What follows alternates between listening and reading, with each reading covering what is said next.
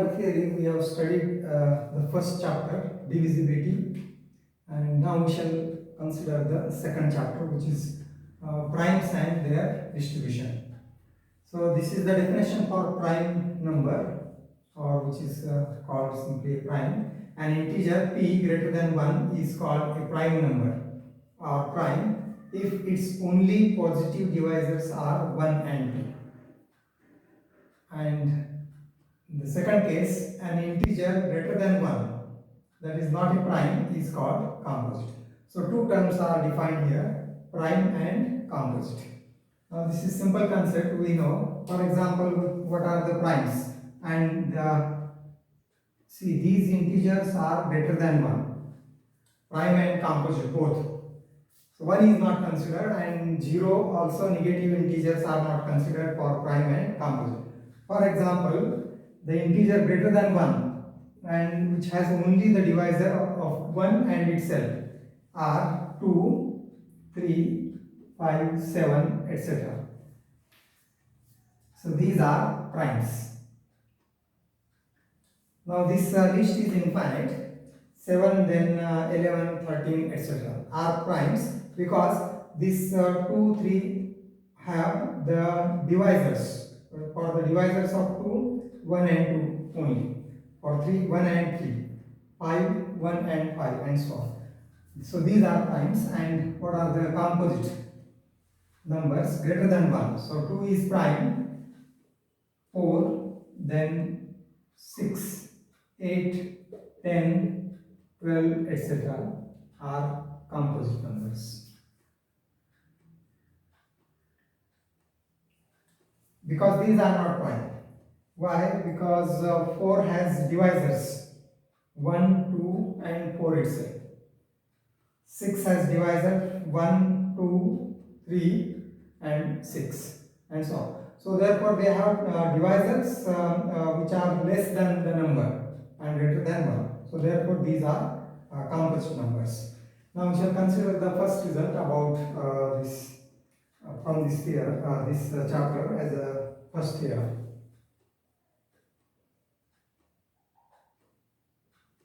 If P is a prime,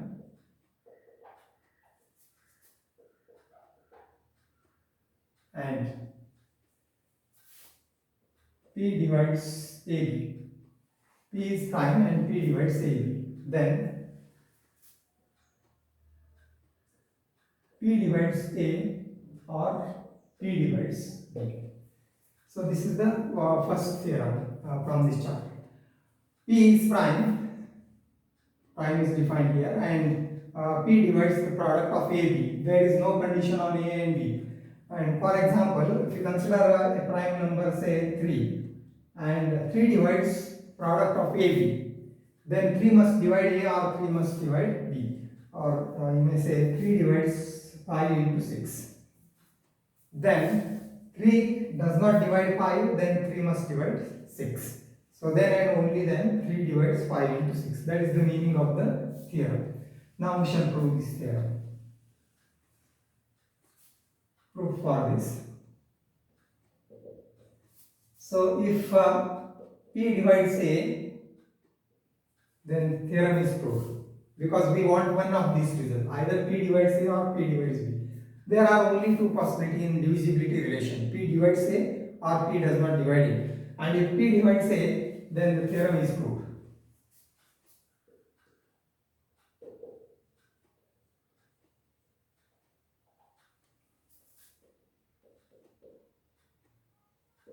And suppose P does not divide A. If P does not divide A, then the P is prime, only divisors of P are 1 and P. Then GCD of P and A is 1.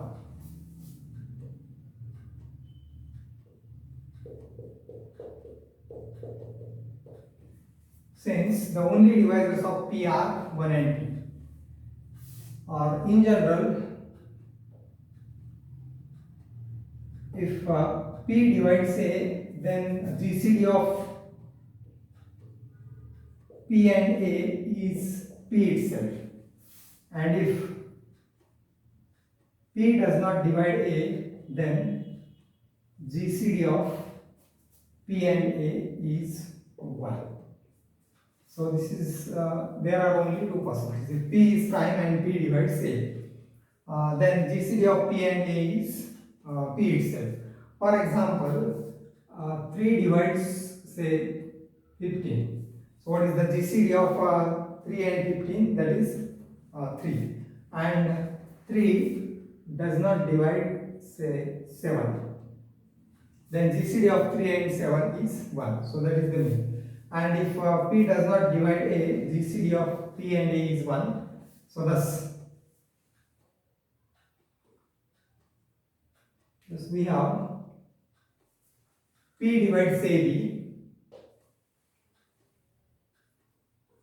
and GCD of P and A is equal to 1 because we have assumed P does not divide A. Then GCD of P and A is 1. And this is given in the theorem. P divides A and GCD of P and A is 1. Then we apply the Euclid's lemma. So this exact result is the Euclid lemma. P is prime. P divides AB and GCD of P and A is 1. Then P must divide B. And by Euclid's lemma,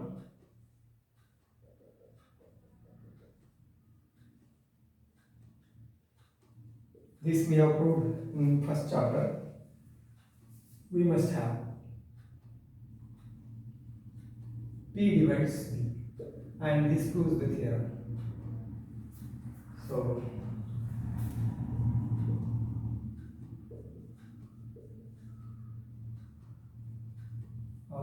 this completes the proof. So this first theorem is simple, and now we shall consider a corollary to this theorem. The corollary is again corollary is the extension to this theorem, generalization of this result. Here what we have is P divides AB, product of two numbers or integers. Then P divides A or P divides B. If P divides product of n integers, then P divides one of them. So that is corollary to theorem 1. If P is a prime and P divides this product A1, A2 up to An, then P divides exactly one of them. P divides one of A1, A2, AK for some K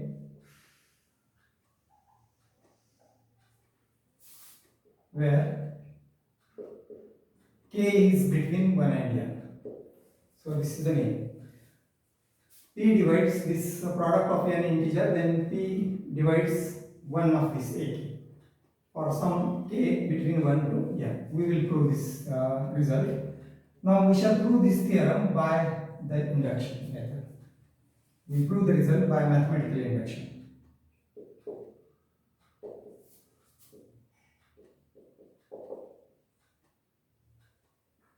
We know there are two steps in the method of mathematical induction.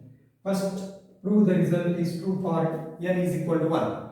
And second step is assume the result is true for n is equal to m, and then prove it is true for n is equal to m plus 1. Then the result is true for all integers n, or positive integers n.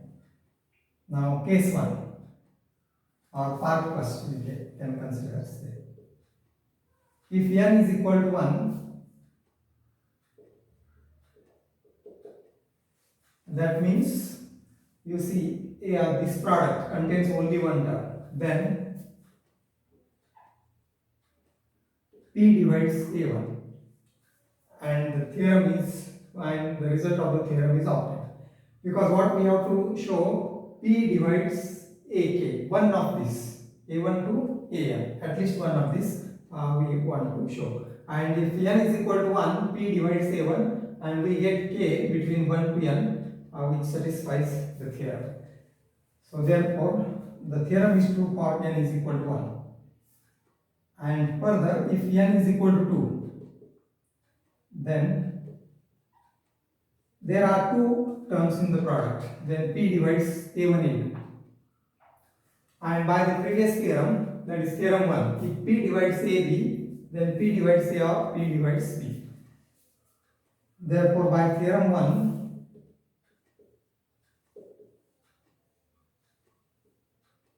P divides A1 or P divides A2. And thus P divides one of this. Meaning of the theorem is, if P divides the product of these n integers, positive integers, then P divides at least one of them. So here P divides A1, A2. This implies P divides A1 or P divides A2. Hence, the theorem is true for n is equal to 1 and 2. Or this shows the theorem is true.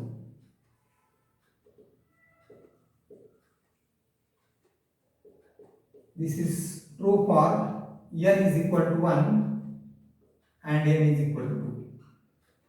Now we shall consider the second part in the induction.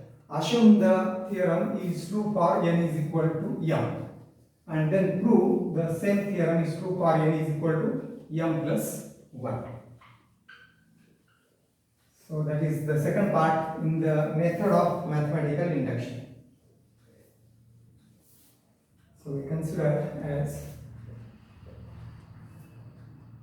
assume the theorem means this result is true for n is equal to m.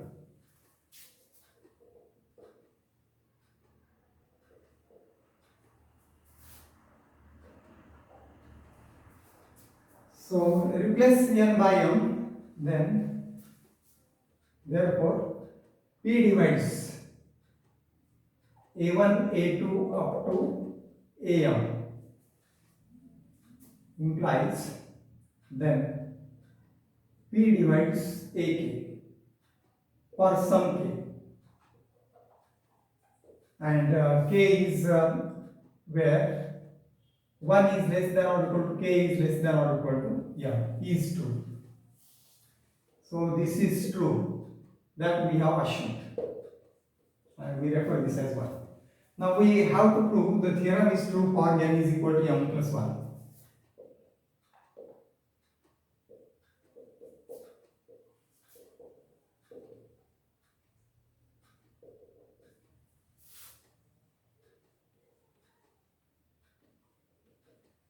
So n is equal to m plus 1 means we have to increase the factor by 1. Here are m factors, and we now have to consider m plus 1 factors. That is to prove. Now consider see m plus 1 factors. P divides a1, a2, am plus 1. So this is the product we have considered, and this now can be written as P divides. We can group this in one, that is a1, a2, am in one bracket, and another am plus 1. So this now we can apply the first theorem. We suppose this as first integer, this as second. P divides a into b, then P divides first or P divides second. Or this may be written as, we write this first as am plus 1. P divides am plus 1. This is suffix a suffix m plus 1. Or P divides a1, a2 up to am by theorem 1. And now if P divides am plus 1, we get the result. That means we have the result of the theorem, that is P divides one integer, one of this. And here we have considered 1 to m plus 1. If P divides am plus 1, we get the result of the theorem. And if this not is true, and then this must be true, and if P divides a1, a2, am, if then see this one, we assume it is true. If P divides A1, A2, Am, then P divides Ak for some k. So the theorem is true for this part, or this case, because it is our assumption. Then P divides Ak for some k. This is our assumption. 1 less than or equal to k is less than or equal to m by 1. And thus, in any case, p divides one of the integer. So thus, and this proves the result. Or we may consider this as thus p divides one of, or hence p divides one of a1, a2 up to an factors, and this completes the proof.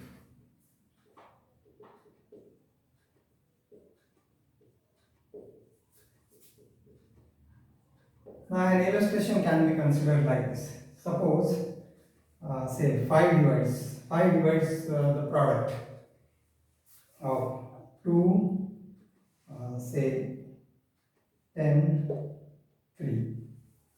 Then what is true here is 5 divides at least one of them, and here which is true, 5 does not divide 2, 5 does not divide 3, but 5 divides 10. So this implies 5 divides 10.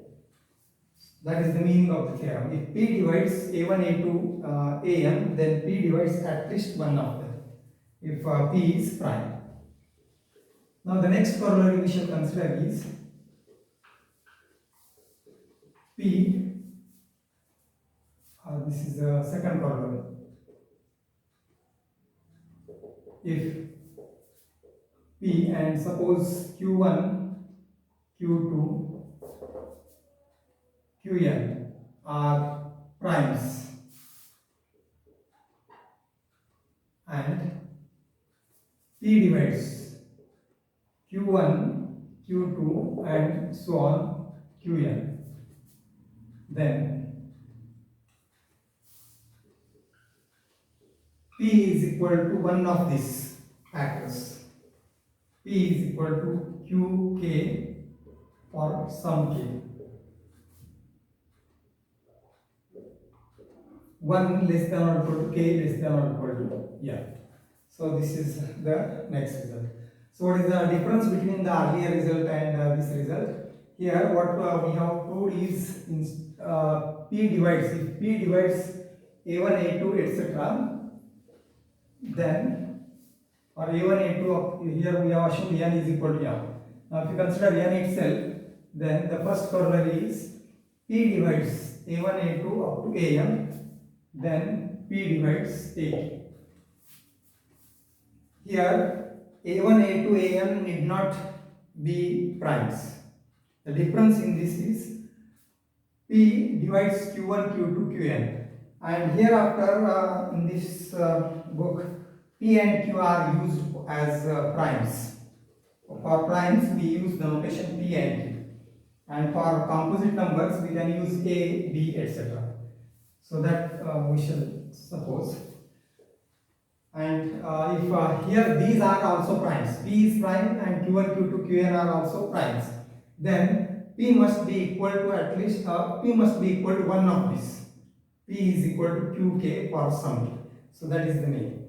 And as earlier example, we have say 5 divides. 5 divides, what we have written is 2, 10 and 3. Now here 10 is not a prime, and if you want this as a prime, then we must consider here this as 5. So in this case, you see 5 divides 2 into 5 into 3, and then we have this Q is equal to Q2, P is equal to Q2. So these two are equal. P is second factor, and that is the meaning of this corollary. This is second corollary. Now we shall prove it.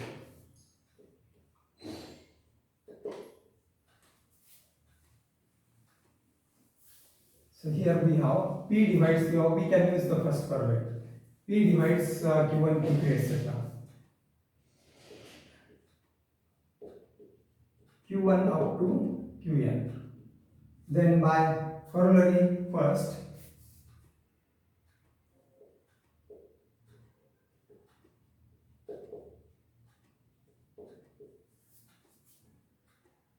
so this implies,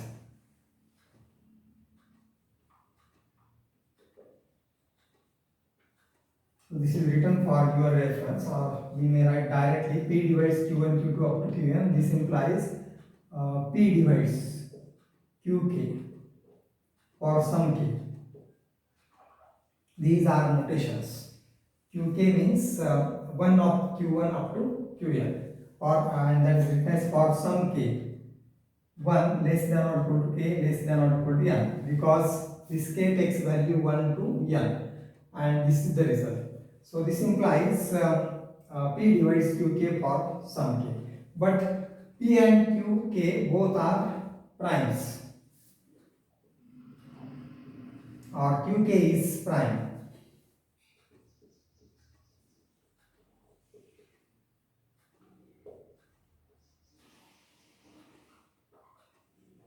And the only divisors of qk is 1 and 2. Definition of prime: the only divisors of qk are 1, and the only positive divisors of qk, we have to consider only the positive divisors of qk are 1 and qk itself, and therefore this qk must be equal to 1, or qk is equal to your p. So therefore we have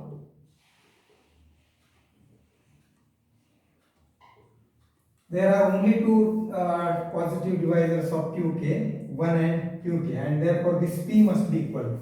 So therefore we have p is equal to 1, or p is equal to qk. P is either 1 or qk, but p cannot be 1 because p is prime and primes are greater than 1. But p is not equal to 1 since p is greater than 1. Therefore we must have p is equal to qk.